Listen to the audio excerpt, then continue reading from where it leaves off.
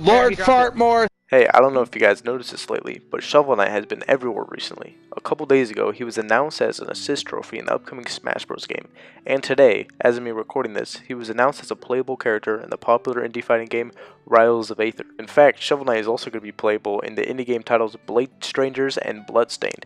It turns out that these aren't the only games Shovel Knight has appeared in either. He has been, or is going to be in, a total of 30 games. That's freaking crazy.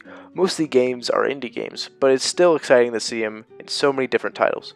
From games like Yooka-Laylee, Rumbo, or Blastmaster Zero, it's fun to see him announced each and every time because in the indie game world, people love him as much as Mario, and now that he's in a game with Mario himself, it's an unbelievable sight for the entire indie game community. In my previous video talking about the newest Smash Bros. Ultimate Direct, I said I wanted to cry myself to sleep because Shovel Knight wasn't playable. But I was being an ignorant chicken leg because he has been playable in so many other games I didn't even know existed. You can't be ungrateful when you see that luscious pixelated shovel in a $6 indie title that you bought on Steam. Also, Yacht Games has some pretty good relationships with these huge game companies that I think no other indie game company has had the pleasure of enjoying as much as Yacht Club. Shovel Knight is literally on every gaming device, including the Amazon Fire TV. Yacht Club has had exclusive characters from Microsoft and Sony in the Shovel Knight, having him fight Battletoads on Xbox or Kratos on PlayStation.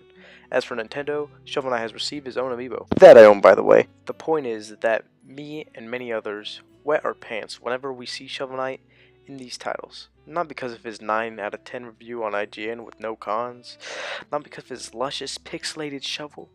It's because he was ascended by the Kickstarter gods who knew Shovel Knight's true potential, being the face of indie games, the game that the future fetuses will grow up to, and being a true legend that will have masters teaching his tales to their students infinitely.